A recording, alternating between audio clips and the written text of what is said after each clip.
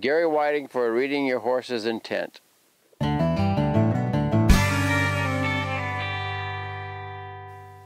Okay, Gary, so we've talked a lot about how we want to become connected with our horses and get in that intimate zone. But what I want to know is how do we know the difference between when that horse is showing us affection and when we could potentially get ourselves in harm's way? So the difference between that horse nuzzling me and showing me affection, or I might get myself in trouble. That's a really, really, really good question. I have misread horses in my earlier years, and I got bit, and I've been kicked, and I actually was scared. I was frightened of horses because of their size and the power. Over the years, it just sort of became instinct after a while. I started picking up little signs. One is the ear. The other is, you see a state of agitation when they come back abruptly like this. When you see this jerky motion or this edgy motion rather than what we're seeing right here, that's a warning sign to me. When they come back slow and they look at you, or they lift their head up and they initiate a little, they want to kiss you a little bit, that's something I accept. If I initiate the kiss or the intimacy in that respect, they may not be a party to that. They may not like that at all.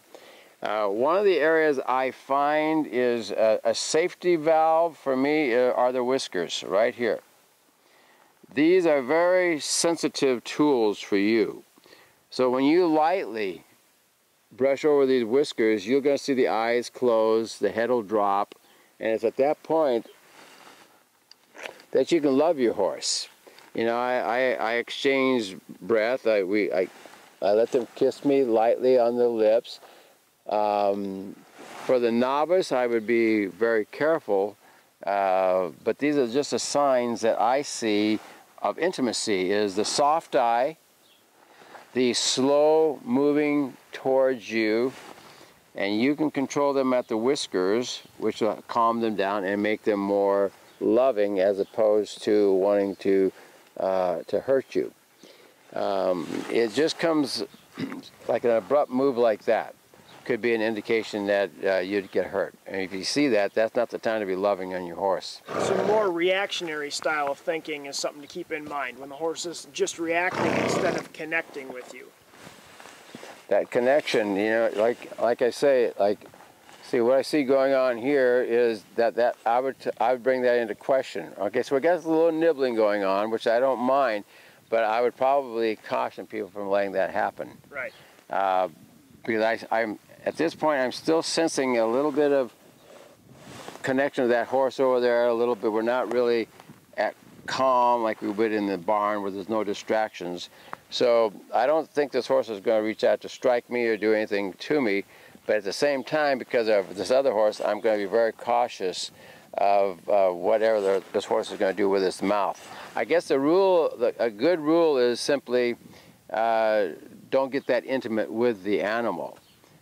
But that's hard for me not to do. And some of the superstars that I work with are world famous cow horse people. They've cautioned me on that, and then they said, you know what, we're not going to tell you what to do because you've got a way with horses that we've never seen. You draw out the intimacy out of the horse.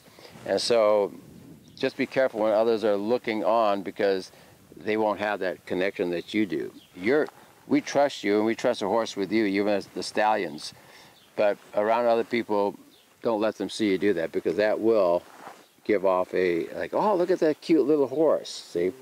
So what we have here is a horse that I don't think this horse is going to be wanting to take a nip at me. This horse is going to be wanting to love me and be intimate with me. So little signs like this where they want to be with you, they want to cuddle with you, where they aren't being pushy with you. See, when they just come up and love you and maybe put their head with you, you can trust a horse like that, and you can get a lot more intimate with it. Thanks, Gary.